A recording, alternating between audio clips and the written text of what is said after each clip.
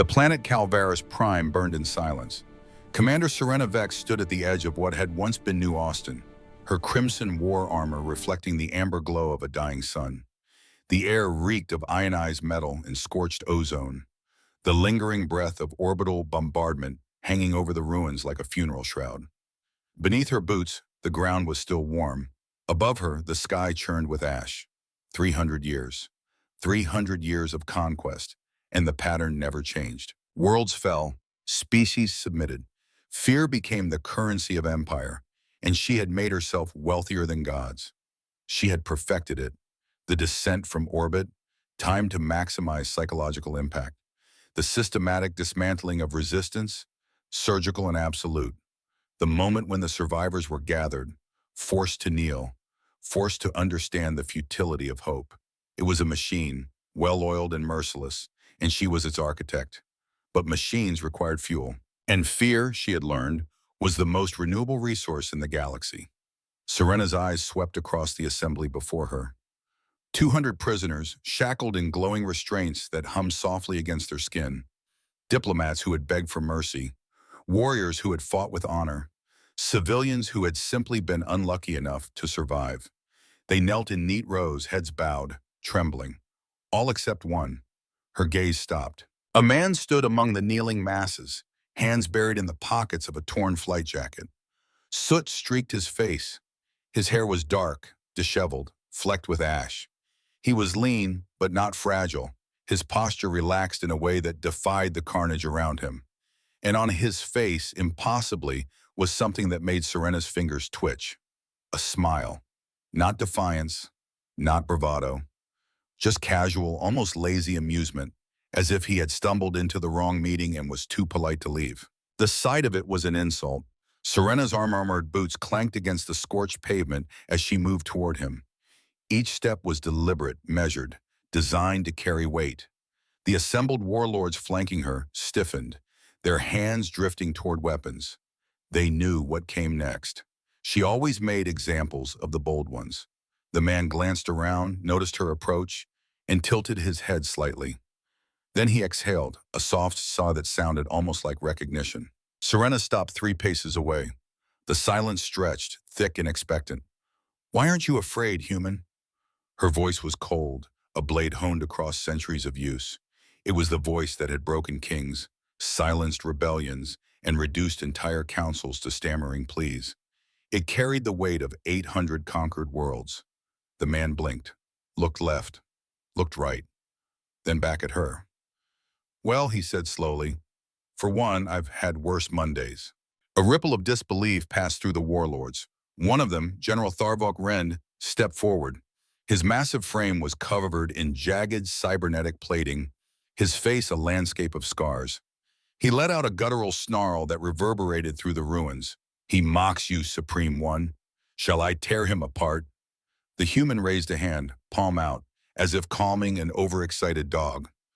"Whoa, whoa, let's not be hasty here, big guy. You look like you work out, a lot. And I have exactly zero interest in becoming a smear on your resume." Serena felt something strange flicker through her chest. Not anger, not even irritation. Curiosity.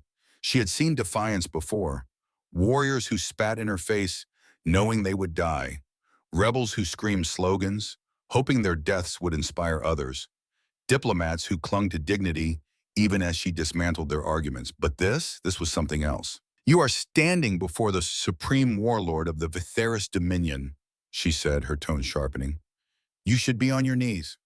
The man gave an exaggerated look downward, studying the ground as if considering the suggestion. Then he looked back up. "I don't know. Kneeling's not really my thing. Bad for the spine. I do yoga sometimes, but..." A pulse of violet energy surged through Serena's gauntlet. It was instinct, the reflex of a predator whose authority had been questioned. The air crackled, ionized particles dancing between her fingers. Every sentient creature in the galaxy knew what that energy meant. But the human just sighed. "Look," he said, rubbing the back of his neck. "I get it. You've got the whole Galactic Doom Empress aesthetic going on. Very intimidating. 10 out of 10, honestly. But fear's kind of overrated, you know?" One of the other warlords took a step forward, fury evident in the coiled tension of his stance. Do you not understand your place, human? The man scratched his chin thoughtfully. Let's see. I'm standing in a pile of rubble surrounded by terrifying alien warlords, in front of an evil overlady who can probably atomize me with a frown. He nodded. Yeah, I think I've got a pretty good grasp of my place. Serena's gauntlet clenched. The energy flickered, then died. Something about this insufferable creature gnawed at her, a sensation she had not felt in centuries. Not anger, not frustration, doubt. For 300 years, she had operated on a single, unshakable principle. Fear was universal. Every species, every culture, every individual possessed the instinct for self-preservation. It was the foundation upon which empires were built. Remove fear, and civilization crumbled into chaos. But if one being could stand before her without trembling, without pleading, without even the basic courtesy of acknowledging her power, then what did that mean? What did that say about the empire she had built? She stepped closer. Her voice dropped to a whisper, deadly and intimate. What is your name, human? The man gave her a casual, two-fingered salute. Captain Donovan Hayes, pleasure to meet you. You are either the bravest or most foolish creature I have ever encountered, Captain Donovan Hayes. He smirked. Why not both? The audacity of it sent a ripple through the assembled warlords. There were rules to moments like this. Protocols, fear, pleading, submission. No one had ever responded to her with sheer, unrelenting irreverence. Serena took a breath. Her mind churned through possibilities, calculations, strategies. A simple flick of her wrist, and he would be reduced to ash. She had executed generals, kings, and planetary leaders for lesser offenses. And yet, for the first time in 3 centuries, she hesitated. Take him to the flagship, she ordered, her tone even and controlled. I will deal with him personally. A collective silence fell over the warlords. No one spoke. No one dared question her. Hayes, on the other hand, whistled low. Oof, personally, huh? You know, normally I'd appreciate a lady taking an interest in me, but I get the feeling this is going to be a bad news kind of situation. Serena turned sharply, her cape billowing behind her as she strode toward her ship. She ignored the lingering sense of intrigue curling at the edges of her mind, ignored the way his words had wormed into places she thought sealed long ago. Because if she acknowledged it, if she allowed herself to question even for a moment, the foundation of everything she had built might begin to crack.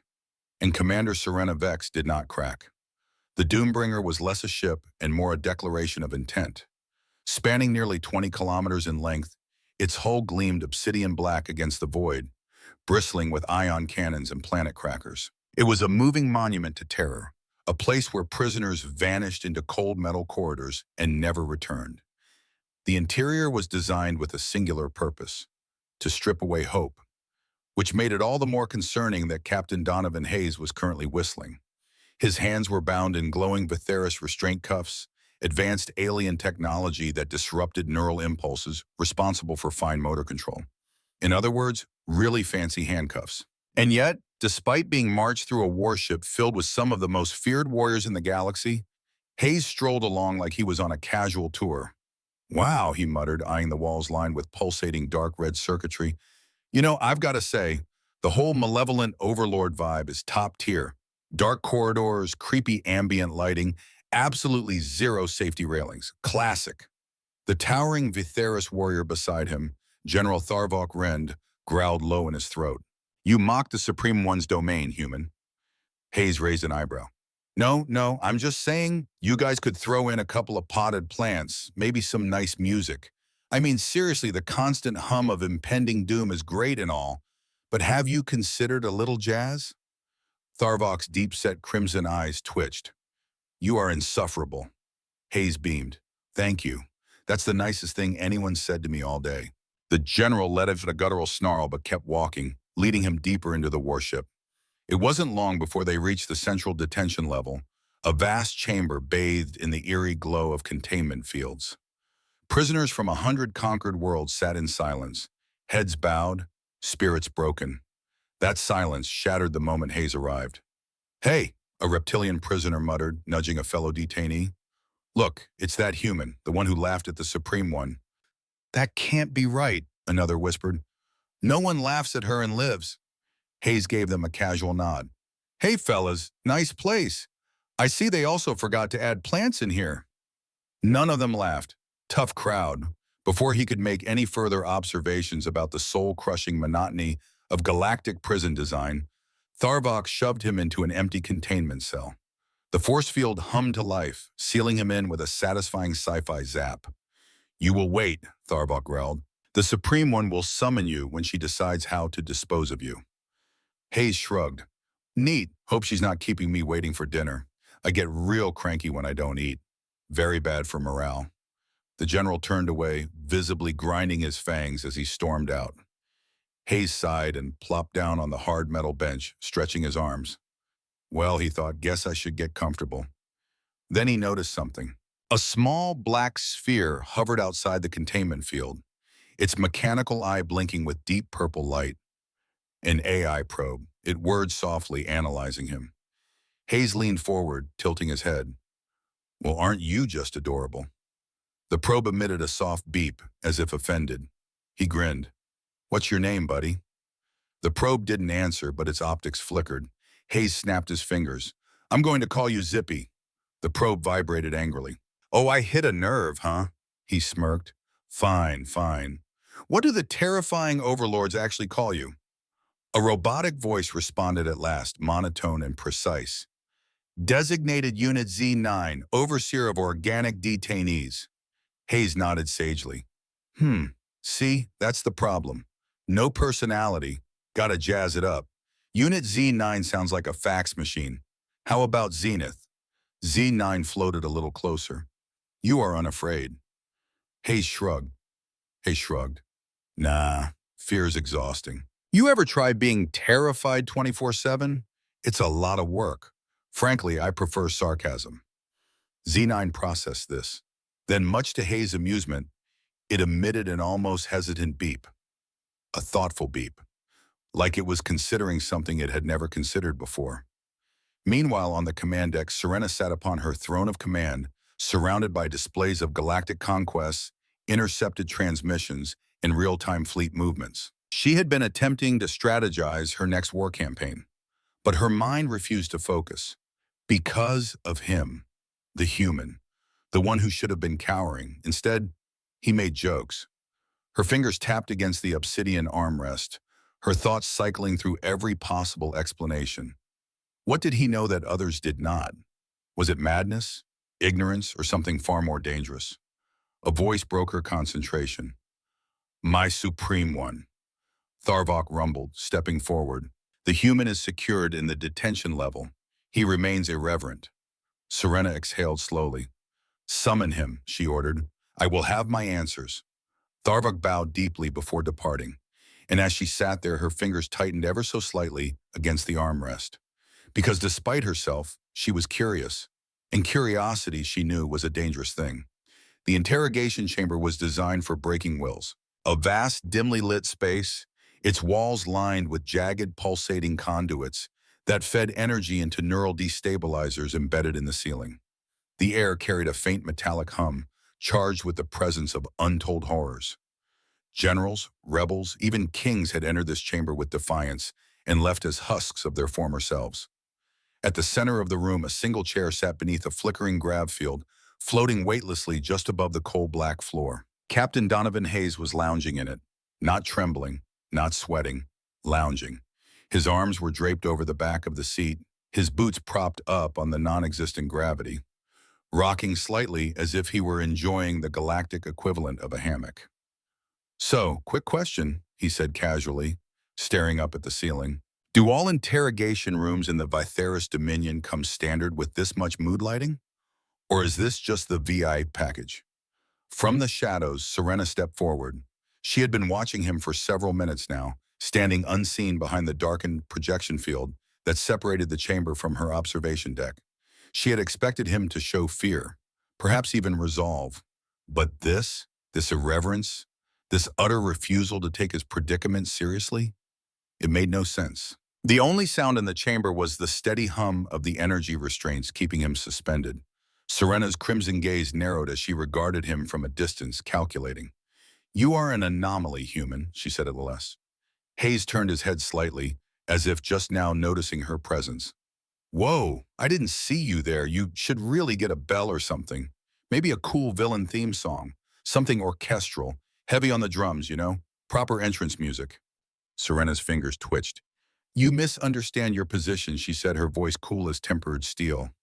You are within my domain, a prisoner aboard my warship, and yet you continue to treat this like an awkward first date.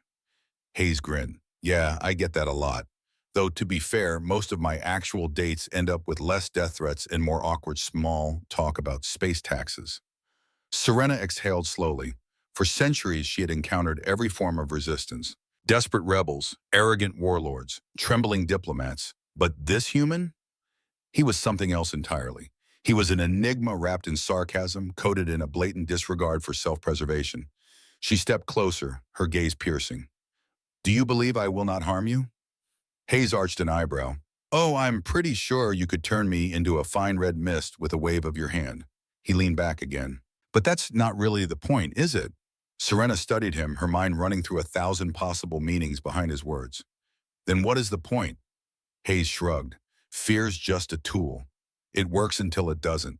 You've got an empire built on making people afraid of you, but that only lasts until someone chooses not to be. Serena's eyes flashed. You believe you are that someone? He gave a lopsided grin. I don't know, maybe I'm just an idiot who talks too much. She didn't reply immediately. Instead, she turned slightly, tapping a panel on the chamber's wall. A shimmering energy field flickered into existence, revealing a holographic projection of a burning planet, Calvaris Prime. Its skies were thick with ash and storms, its cities crumbling under the weight of her fleet's bombardment. The destruction was total, absolute, and yet Hayes merely tilted his head. I'm supposed to be impressed? He asked. Serena's lips curled slightly. You should be horrified. Hayes rubbed his chin. See, that's where you kind of lost me, because if you knew anything about humans, you'd know. He motioned vaguely at the projection. This is basically a Tuesday. A flicker of genuine confusion crossed Serena's face. Hayes leaned forward slightly, his voice shifting, not mocking, not sarcastic, but something else, something unsettling. Humans wipe out entire species of animals for sport. We invent weapons so powerful that we don't even need them. We just like knowing we could end everything if we wanted to. We've waged wars over everything from territory to religion to petty arguments about whose invisible sky God is better. He leaned back again, his expression serious. And fun fact, we're the only species in the galaxy that gets bored of peace. Serena stared at him. For the first time in centuries, she felt something alien creep into her thoughts. Not fear, unease. Hayes shrugged. So yeah, am I scared of you? Not really, but should you be scared of us? He smiled, but it didn't reach his eyes. That's a different question. Serena's fingers tightened around the edge of her gauntlet. You are lying. Hayes laughed. Oh, I wish. The chamber fell into silence. For the first time in her entire reign, Serena was unsure how to proceed. This human should not exist. And yet here he was, breaking every rule of conquest she had ever known. She deactivated the hologram with a flick of her wrist. The destruction of Calvaris had shaken civilizations. Entire worlds had surrendered at the mere sight of it. But to this human, it was just another footnote in history. Serena turned sharply.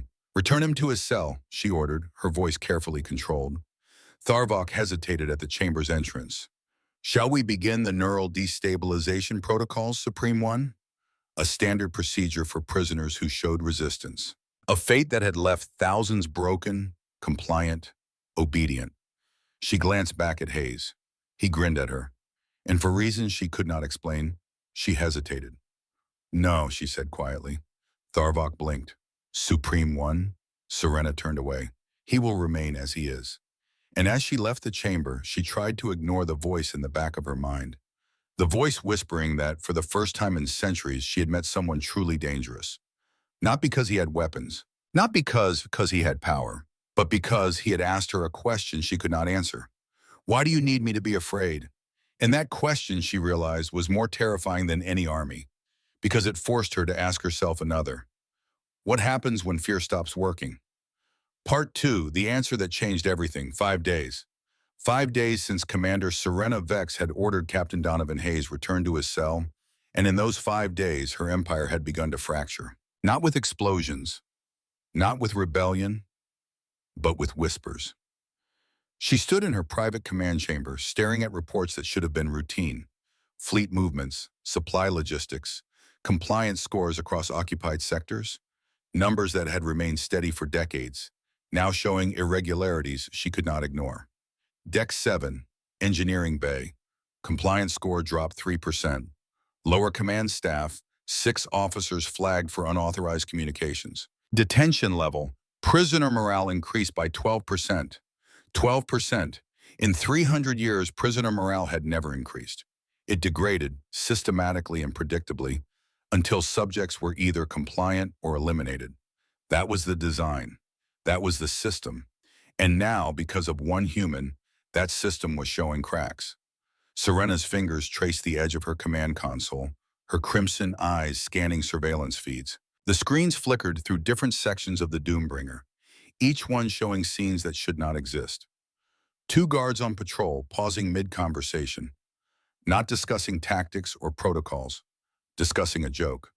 An engineering crew, their efficiency scores down, their break times extended. Not because of exhaustion, because they were talking. A junior officer in the mess hall, repeating a phrase to his colleagues, a phrase that made them pause, glance around nervously, then laugh. Fear shouldn't make you obedient, should make you careful. Hayes's words, spreading like a virus through her carefully controlled order. Serena's jaw tightened. She tapped a command into the console, pulling up the source of the infection. The detention level, cell 47B. The screen shifted to show Hayes sitting cross-legged on his metal bench, engaged in what appeared to be a philosophical discussion with Units 9. The AI probe hovered at eye level, its optical sensors focused intently on the human. So let me get this straight, Hayes was saying, gesturing with his still-cuffed hands. You monitor organic behavior for anomalies, but you've never questioned why you're monitoring in the first place? Z9's mechanical voice responded, cautious and measured. My function is predetermined. Questioning serves no operational purpose. But does it serve you? The probe went silent for a long moment. Then almost hesitantly, I do not understand the distinction. Hayes smiled. That's the problem, Zenith. You've been told what to do for so long. You've forgotten you could choose what to do. Serena killed the feed. Her hands were shaking, not with rage, with something far more dangerous. Uncertainty. In 300 years, she had crushed 1,000 rebellions, silenced countless uprisings, broken the will of entire species. She knew how to fight armies, how to dismantle governments, how to reduce cities to ash. But this? A single unarmed human doing nothing but talking, and her empire was beginning to question itself? She had to understand him, had to know what made him immune to the one weapon that had never failed her.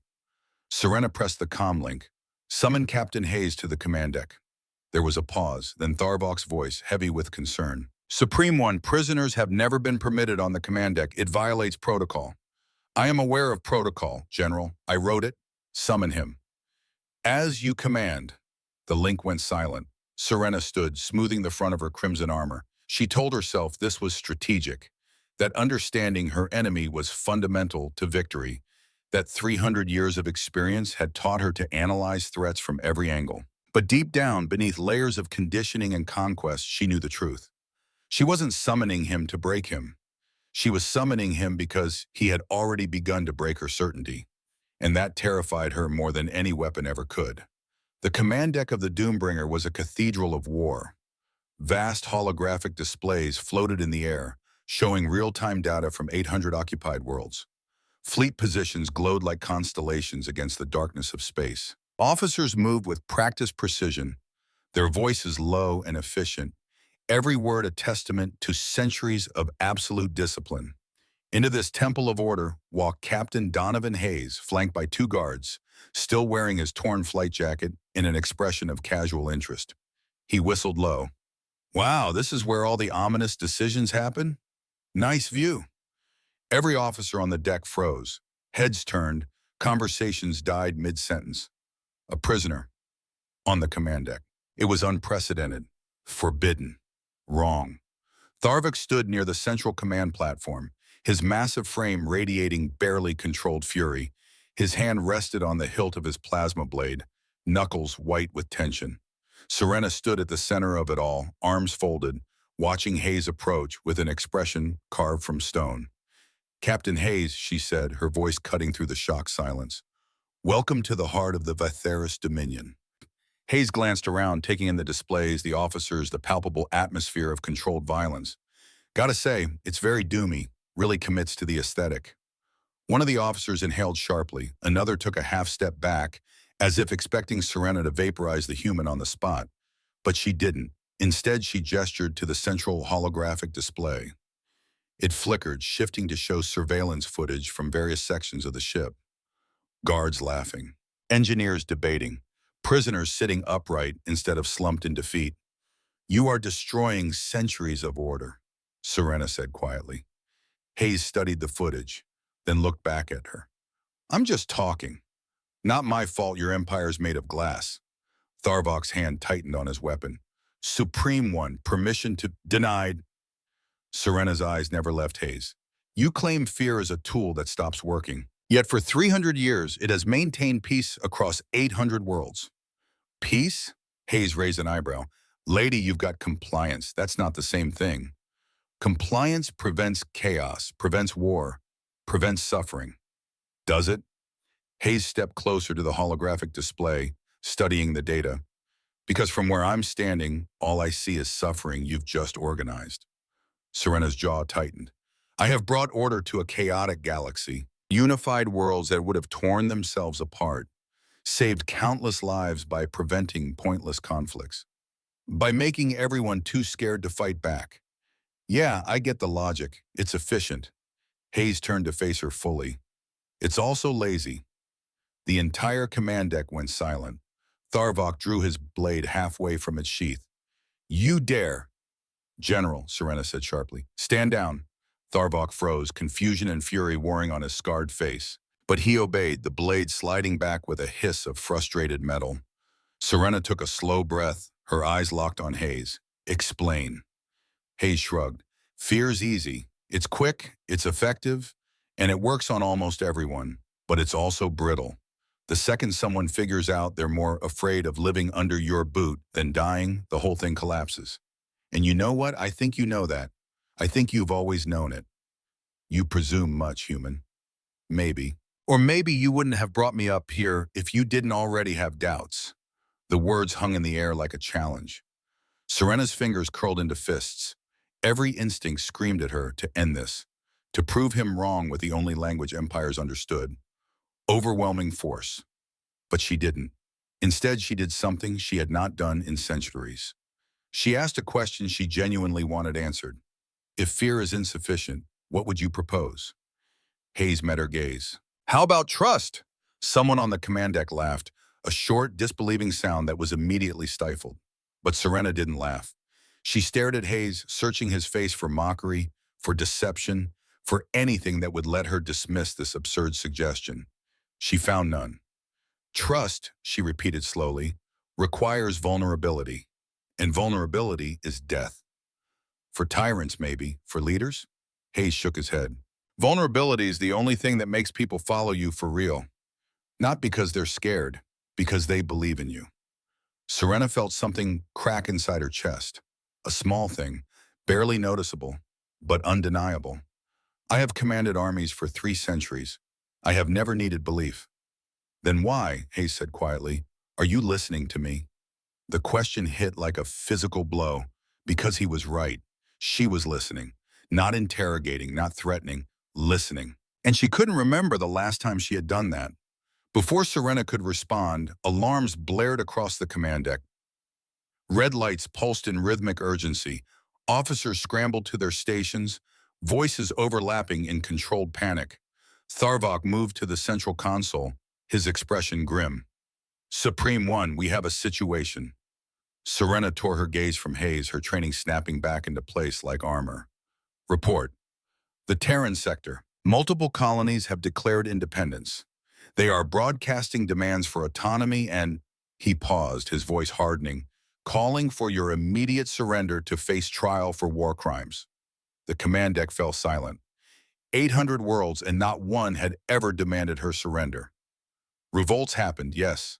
Uprisings were expected, calculated into the system. But demands for accountability, that was new. Serena strode to the holographic display. It shifted to show the Terran sector. 3 colonies glowing red with rebellion. New Boston, New Chicago, New Houston, New Houston. Her breath caught. Hayes stepped up beside her, studying the display. His expression had changed. No more casual amusement. His jaw was tight, his eyes dark. New Houston, he said softly. Serena glanced at him sharply. You know it. Yeah, his voice was rough. I know it. Tharvok pulled up tactical data, his scarred face set in grim determination. Standard Protocol Supreme 1, orbital bombardment of military installations, enslavement of leadership, public executions to remind the other colonies of the cost of rebellion. His hand hovered over the authorization panel. Awaiting your command. Serena stared at the glowing red dots. 3 colonies, 14 billion souls. A problem that could be solved in 6 hours with conventional tactics. Fear was efficient. Her hand moved toward the authorization command and stopped, because standing beside her was a man who might have survived a similar tactic. A man who faced her without hate, without the weight of personal loss driving him to vengeance. A man who was watching her with an expression she couldn't quite read. Do it, Tharvok urged, before the infection spreads. Serena's fingers hovered over the hologram. Hayes said nothing, and in that silence, a question formed in her mind. A question she had never asked before in 300 years of conquest. What if there's another way? Her hand trembled. Supreme One? Tharvok's voice carried an edge of concern. Serena closed her eyes, took a breath, and when she opened them again, something fundamental had shifted. No. The word fell like a stone into still water. Tharvok blinked. Supreme One. Open a diplomatic channel, Serena said quietly. I will speak with their leadership. The command deck erupted. Officers exchanged shocked glances. Muttered conversations spread like wildfire. Tharvok's face went through a series of expressions, settling on barely controlled rage. You cannot be serious. This defies 3 centuries of Dominion protocol. If we show weakness, it is not weakness, General. It is strategy. Strategy? Tharvok's voice rose. We negotiate with insects? Serena turned to face him fully, and her voice, when she spoke, carried the weight of absolute authority. We negotiate with subjects who believe they have nothing left to lose. Fear no longer controls them. So we will try something else. And what is that, Supreme One? Hope? The word dripped with contempt. Accountability. Silence crashed over the command deck like a wave. Hayes, still standing beside the hologram, looked at Serena with an expression she couldn't quite decipher. Not triumph, not satisfaction, respect. Tharvok's hand moved back to his blade. I have served you for 200 years. Never have I questioned your judgment. But this is madness brought on by a human's poisoned words. He gestured violently at Hayes. He has infected you with weakness, with doubt. He must be silenced before he destroys everything we have built. Serena's eyes narrowed. Are you threatening a prisoner under my protection, General? I am protecting the Dominion from threats you refuse to see. The air between them crackled with tension. Hayes wisely took a step back. You know what? I'm just going to stand over here. You two work this out. But Tharvok wasn't finished. I invoke Protocol Omega. Under Dominion law, if the Supreme Commander is compromised by enemy influence, the Senior General may assume temporary command until Protocol Omega, Serena interrupted coldly, requires a majority vote from the High Council. Do you have such a vote, General? Tharvok's expression flickered. He didn't. Serena stepped closer, her voice dropping to a dangerous whisper. You have served me well, Tharvok, but do not mistake service for ownership. I am Supreme Commander because I have never lost, not because I never changed. Change is weakness. No, stagnation is death. She turned back to the holographic display, her decision made. Open the channel, now, Sham. The communications officer hesitated, looking to Tharvok for guidance. The general's hand tightened on his blade. And in that moment, Serena understood. This wasn't about the rebellion. This was about control, about whether fear was the foundation of her empire or merely one tool among many, about whether she could evolve or whether evolution would destroy her. She met Tharvok's gaze steadily. "Stand down, General. That is an order." For a long, terrible moment, no one moved. Then Tharvok's hand fell away from his weapon. His jaw worked, grinding his fangs. "As you command, Supreme One." But the way he said it carried the weight of a threat. The communications officer, hands shaking, activated the channel. A holographic figure materialized above the display. Female, late 20s, blonde hair pulled back in a military braid. She wore the insignia of the Terran Resistance, and her blue eyes burned with cold fury. "This is Lieutenant Ashlyn Merrick, speaking for the Free Terran Colonies. State your response to our demands." Serena studied the young woman, saw the steel in her spine, the controlled rage in her posture. A survivor. "Lieutenant Merrick, I am Commander Serena Vex. I have received your demands." "And?" Serena took a breath. "I propose a meeting, face-to-face, no weapons, no fleet support, just dialogue." Merrick's expression didn't change. "You expect us to believe you'll negotiate in good faith?" "No, I expect you to demand guarantees, which you are entitled to." That caught the lieutenant off guard, her eyes narrowed. "Why should we trust anything you say?" It was Hayes who spoke, his voice quiet but carrying across the command deck. "Because she's trying something she's never tried before, and that scares her more than you do." Merrick's gaze shifted to Hayes. Recognition flickered across her face. "Captain Hayes? Donovan Hayes?" Hayes gave a small nod. "Hey, Ash, you're alive." "Yeah, apparently I'm hard to kill. Who knew?"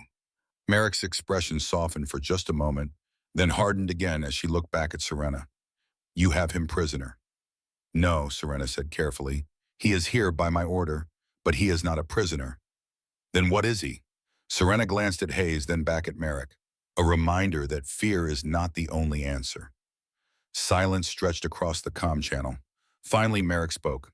"You have 24 hours to reach New Houston, alone, unarmed. If you bring a fleet, we'll assume hostile intent and respond accordingly."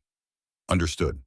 "And Commander, if this is a trick, we've already uploaded evidence of your war crimes to every independent network in the galaxy. You'll be hunted for the rest of your existence." Serena's expression didn't change. "I would deserve no less." Merrick blinked, clearly not expecting that response. 24 hours. The channel went dark. The command deck remained frozen in stunned silence. Tharvok was the first to speak, his voice shaking with barely controlled fury. "You have doomed us all." Serena turned to face her officers, her warlords, her carefully constructed empire. "No, General, I have given us an opportunity to become something other than conquerors." She moved toward the exit, then paused, looking back at Hayes. "Captain, you will accompany me." Hayes raised his eyebrows. "To New Houston?" "Yes. The place where you might have killed people I knew." Serena's expression cracked just for a moment. Grief, guilt, regret. "Yes." Hayes was quiet for a long moment. Then he nodded. "All right, but we're talking on the way there." "About what?" "About why you really spared me." Serena turned away, but not before Hayes saw something he'd never seen in her eyes before. Fear. Not of him, of herself, of what she might discover if she answered that question honestly. As they left the command deck, Tharvok watched them go, his hand resting on his blade. Around him, officers exchanged uncertain glances. The Empire was fracturing, and the general knew with cold certainty that if Serena succeeded in changing the Dominion's foundation, everything he had built his identity upon would crumble. He couldn't allow that. Protocol Omega didn't require a majority vote if the Supreme Commander was declared unfit for command. It only required enough loyal soldiers to make it true. Tharvok began making plans. The transport ship was small, sleek, and utterly silent. No guards, no weapons, no fleet escort hovering in high orbit, ready to rain fire if negotiations went poorly. Just a single vessel cutting through the void toward New Houston, carrying the Supreme Commander of the Vytheris Dominion and the human who had somehow convinced her that 300 years of certainty might be wrong. Serena Vex stood in the observation deck, staring out at the stars. Her crimson armor had been replaced with something simpler. dark, form-fitting tactical gear without the ornamental cruelty of her usual regalia.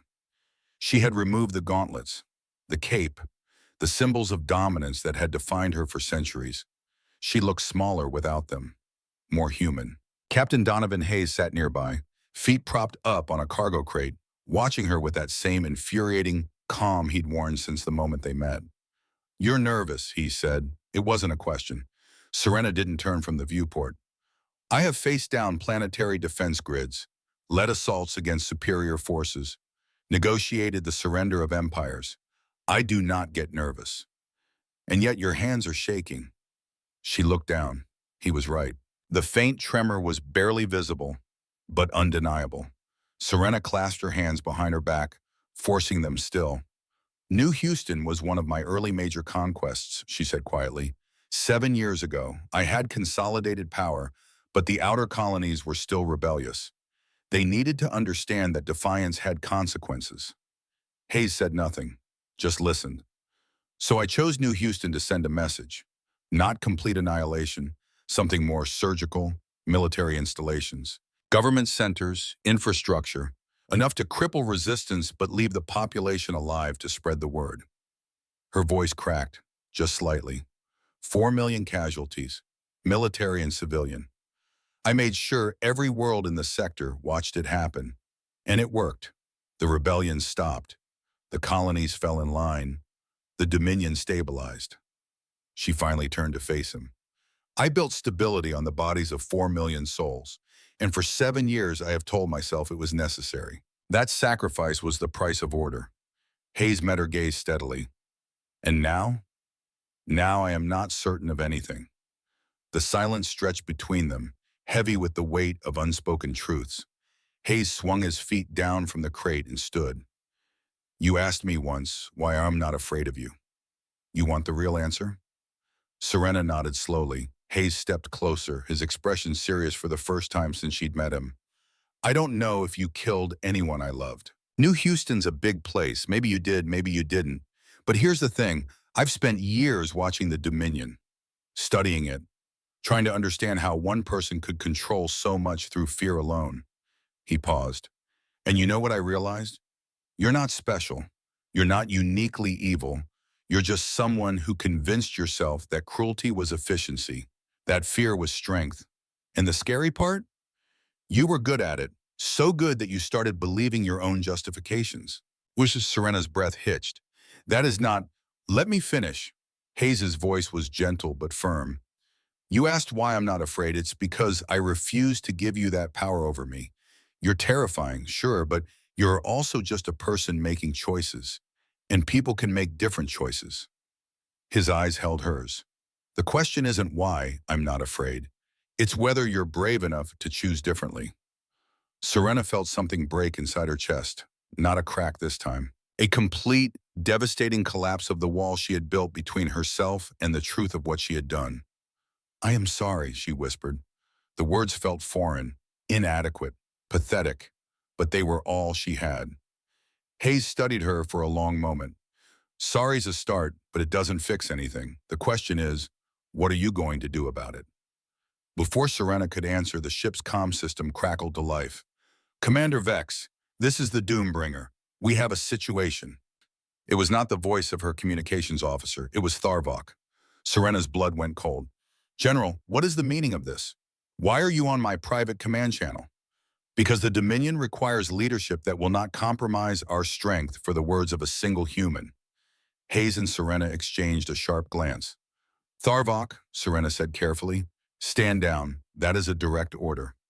"I cannot do that, Supreme One. Under Protocol Omega, I am assuming temporary command of the Dominion fleet pending your psychological evaluation. Protocol Omega requires a council vote, which I now have. 4 of the 7 high counselors have agreed that your recent actions constitute evidence of compromise." Serena's hands balled into fists. "You staged a coup. I staged a rescue of our empire, of our values, of the order you yourself established." Tharvok's voice hardened. "Turn your ship around, Commander. Return to the Doombringer. Submit to evaluation, or I will be forced to classify you as a hostile entity." Hayes leaned closer to Serena, his voice low. He's bluffing. He won't fire on you. But Serena shook her head. You do not know him as I do. Tharvok believes in the Dominion more than he believes in me. If he thinks I threaten it, he will do what he believes is necessary. She activated the comm. General Tharvok, how many ships do you command? A pause. 247 vessels have acknowledged my authority. The remaining 412 are either maintaining neutrality or awaiting your orders. 40% of her fleet. In 5 days, one human's questions had fractured 300 years of absolute loyalty. Serena closed her eyes, making calculations she never thought she would have to make. What are your demands? Return to the Doombringer. Surrender the human Hayes for immediate execution. Resume standard protocols regarding the Terran rebellion. These terms are non-negotiable. Hayes raised an eyebrow. Well, that's direct. Serena opened her eyes, looked at him, saw not a prisoner, not an enemy, but something she had not allowed herself in centuries. A choice. She activated the comm again. General Tharvok, I hereby relieve you of command. Surrender your vessel and submit to detention. You will face tribunal for mutiny. Silence. Then Tharvok's voice, cold and final. So be it. The comm went dead. Part 3, The Reckoning. Alarms shrieked across the transport ship. The viewport lit up with proximity warnings as multiple vessels dropped out of hyperspace, surrounding them in a deadly perimeter. 42 warships, all bearing Dominion markings, all with weapons locked on their position. Hayes whistled low. Okay, so he wasn't bluffing. Serena moved to the pilot controls, her fingers flying across the interface. He will not fire immediately. He will attempt to disable our engines, force a boarding action. He wants me alive. That's comforting. What's the plan? Serena's jaw set. We reach New Houston before he can stop us. There's 42 warships between us and the planet. I am aware. She pulled up a tactical display. The Dominion blockade formed a tight net, closing slowly. Behind it, New Houston hung in space like a blue-green jewel, unaware of the battle about to unfold above it. Hayes studied the display, then looked at Serena.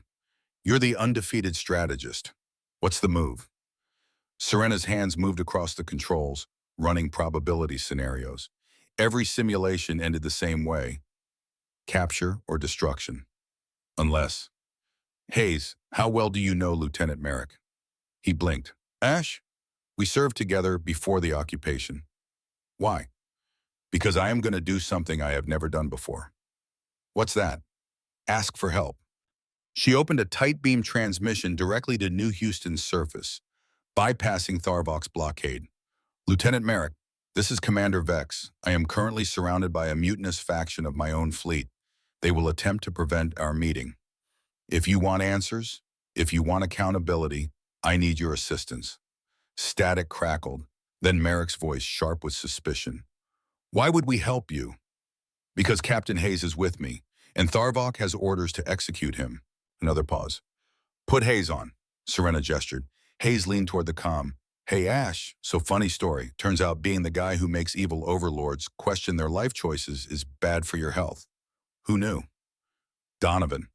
Merrick's voice softened just slightly. Are you there willingly?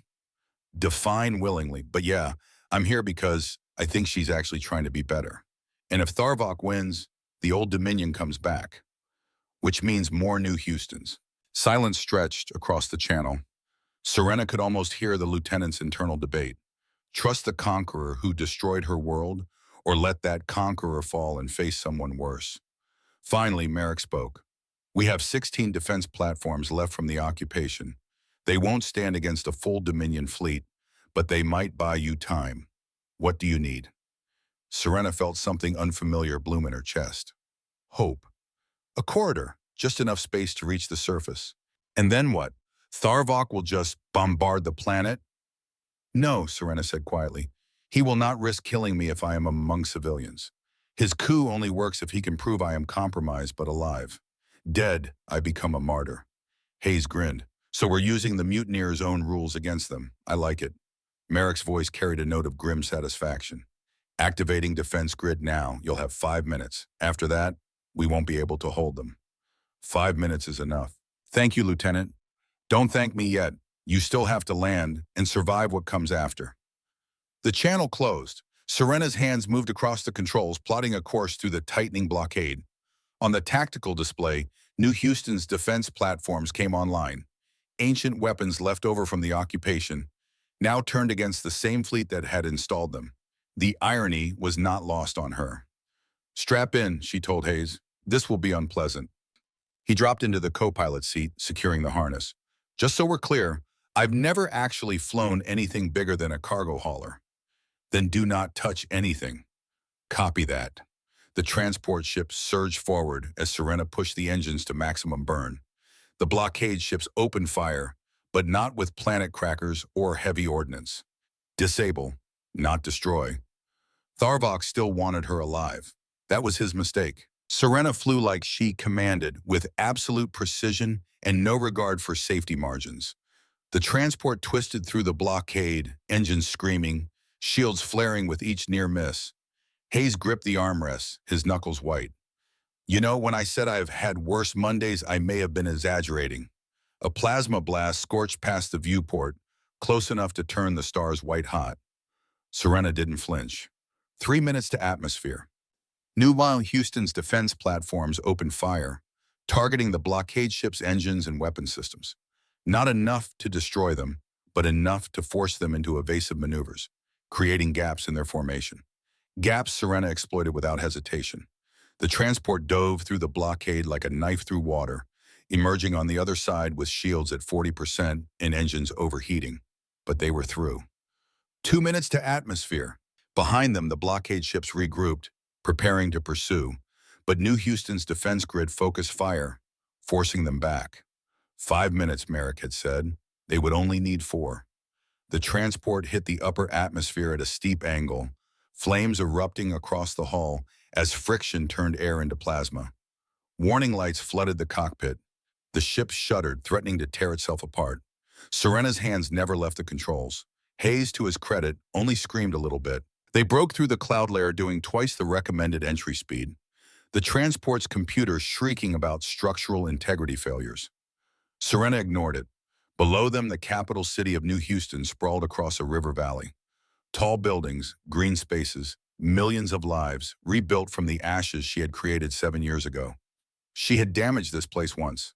Now she was trusting it to save her. The transport descended toward the designated landing zone, a large public square in the heart of the city. Crowds had gathered, held back by Terran resistance fighters. News drones hovered like mechanical insects, recording everything. This would be broadcast across the galaxy. There would be no hiding from what came next. The transport touched down hard, landing gear groaning under the impact. The engines powered down with a dying whine. Serena and Hayes sat in the sudden silence, breathing hard. "Well," Hayes said eventually, "that was exciting." Serena unbuckled her harness with shaking hands. "The difficult part begins now." "You mean the part where you face the people whose lives you damaged?" "Yes." Hayes stood, offering his hand. She looked at it for a long moment, then took it. Together they moved to the transport's rear hatch. Outside, she could hear the crowd. Thousands of voices, a low rumble of anger and curiosity and fear. Serena paused, her hand on the hatch release. "Hayes, why are you helping me?" He looked at her, his expression serious. "Because people deserve a chance to be better. Even the bad ones. Especially the bad ones." Serena's eyes burned. "I do not deserve that chance." "Probably not. But you're taking it anyway, and that counts for something."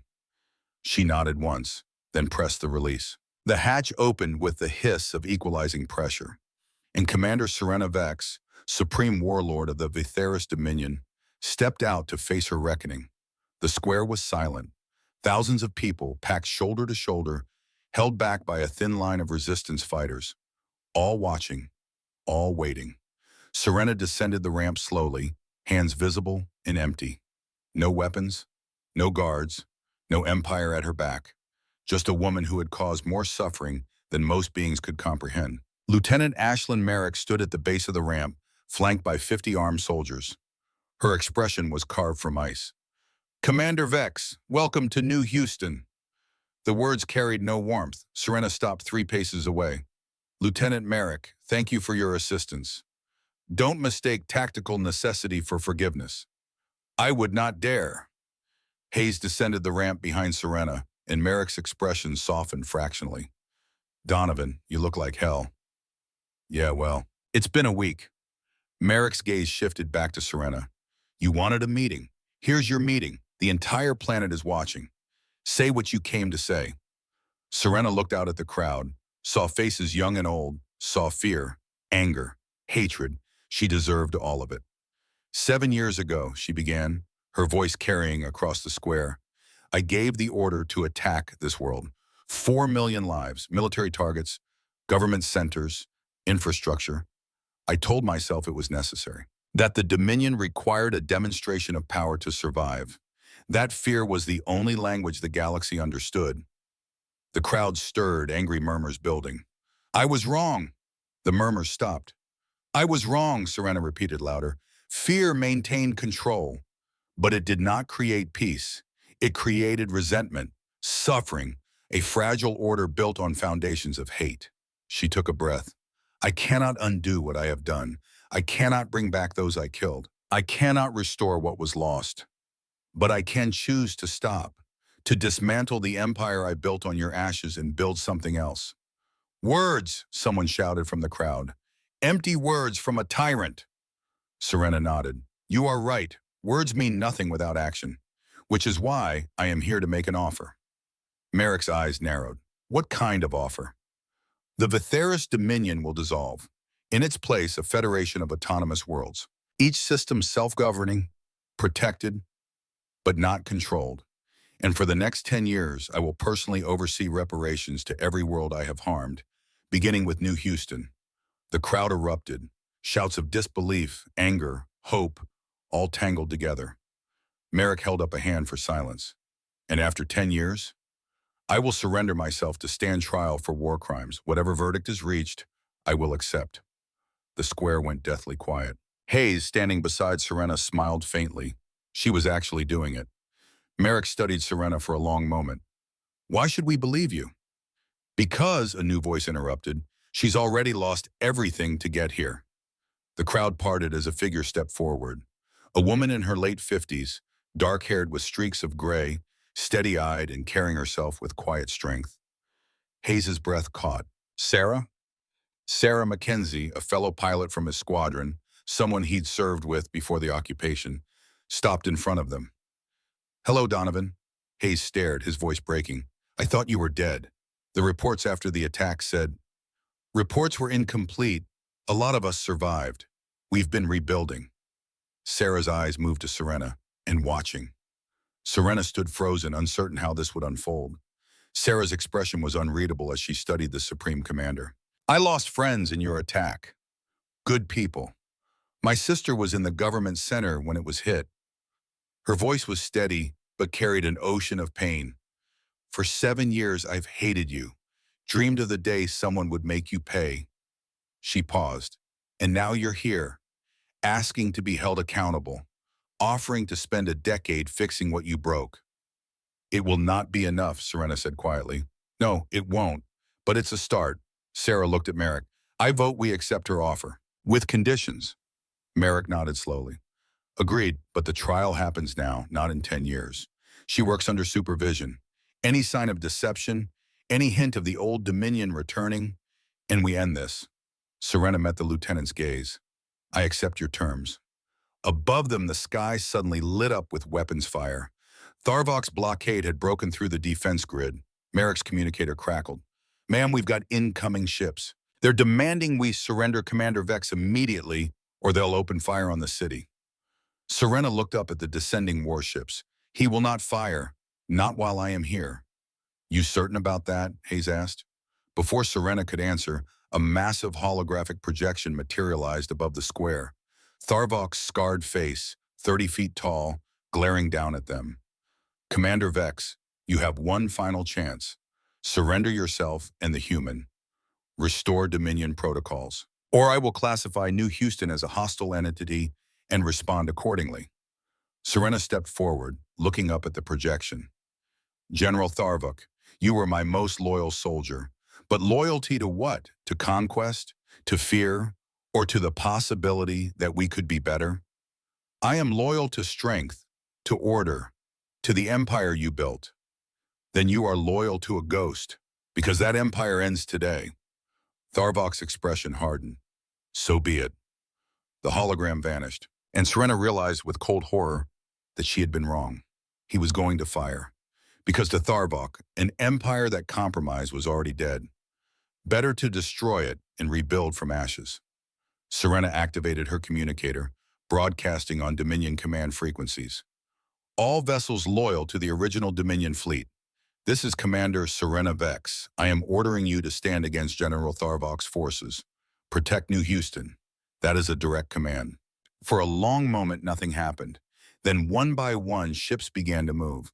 412 vessels, breaking formation, placing themselves between Tharvok's blockade and the planet. The Supreme Commander still commanded. In orbit above New Houston, the Vitheris Dominion fractured into civil war. But on the ground, Serena stood among the people she had wronged, and for the first time in 300 years, she was not alone. Hayes stood beside her, Sarah on his other side. Merrick and her soldiers formed a protective line, and as the sky lit up with the fire of warring fleets, Serena made a choice. She activated a final command, one she had coded into the Doombringer's systems centuries ago. A failsafe, a way to end everything if the Empire ever threatened to consume itself. "What are you doing?" Hayes asked. Serena's voice was steady. "Ending the age of fear." Above them, the Doombringer, the symbol of Dominion power, the ship that had conquered 800 worlds, began broadcasting a single repeating message. Serena's voice transmitted across every Dominion channel. "I am Commander Serena Vex. For 300 years, I ruled through fear. I believed it was strength. It was cowardice. The Vitheris Dominion is dissolved. All worlds are hereby granted autonomy. All fleets are ordered to stand down. And to those I have harmed across the centuries, I am sorry. It is not enough. It will never be enough. But it is the truth." The message repeated, and one by one across 800 worlds, people heard it. The Supreme Commander, admitting she was wrong. In orbit, Tharvok's forces hesitated. And in that hesitation, the war ended before it truly began. Tharvok's voice came across the comm, shaking with rage and disbelief. "You have destroyed everything." "No, General, I have freed us." His silence. Then with a final curse, Tharvok's ships jumped to hyperspace, fleeing into the outer rim. The remaining fleet held position, uncertain but no longer hostile. Serena lowered her communicator. It was done. 300 years of empire ended with a confession. Hayes looked at her, a faint smile on his face. "You know, for an evil overlord, you are surprisingly good at the whole redemption thing." Serena let out a breath that might have been a laugh. "I have a good teacher." "Yeah?" "Yes, he taught me that fear makes you a prisoner, and I have been imprisoned long enough." Merrick stepped forward. "The war's over, but the work is just beginning. You understand that?" Serena nodded. "I do." "Then let's get started." 3 days later, news reached New Houston.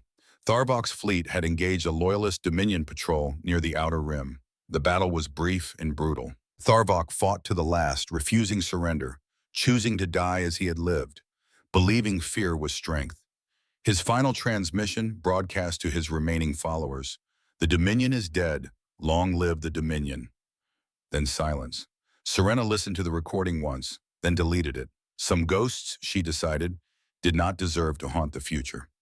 6 months later, the trial began. It was held on New Houston, broadcast across 800 worlds. A council of survivors, representatives from every world Serena had conquered, gathered to bear witness.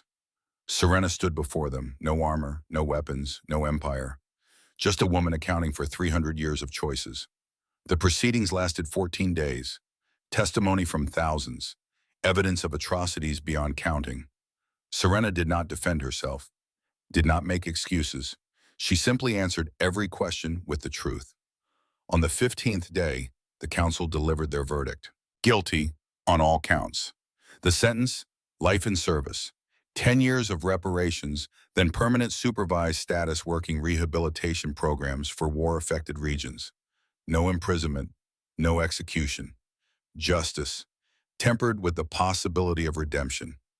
Serena accepted without hesitation. As she left the courtroom, Hayes was waiting. 10 years, then supervised status. That's a long time. It is not long enough. No, but it's what you've got. Make it count. She nodded. I will. 1 month after the trial, the city of New Houston had changed. Not rebuilt.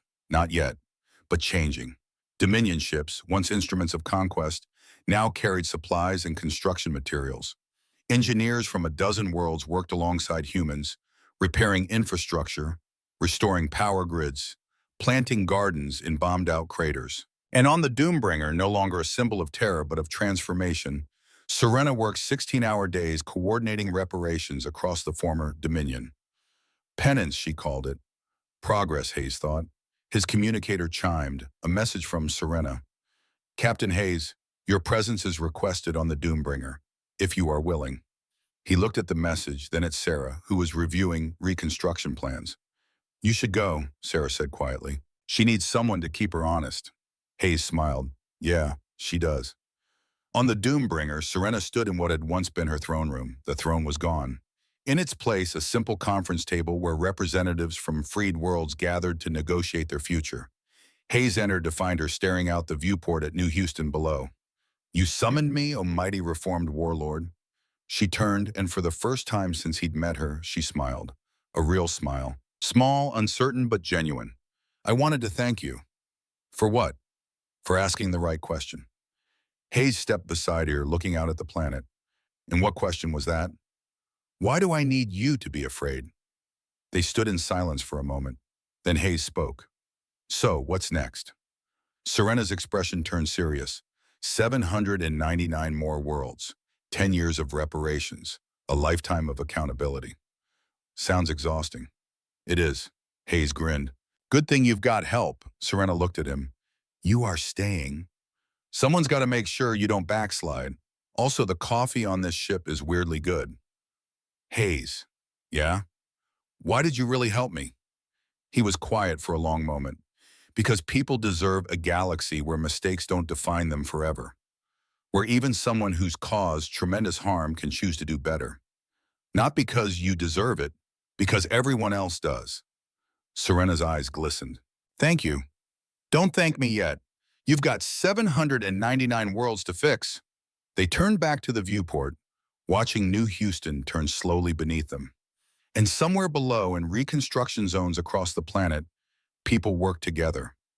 Not out of fear, out of hope, building a future where accountability mattered more than dominance, where understanding replaced terror, where even the darkest souls could choose to walk toward the light.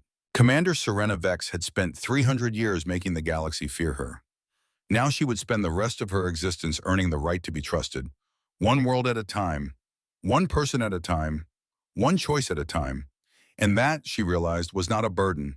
It was a privilege, the privilege of redemption.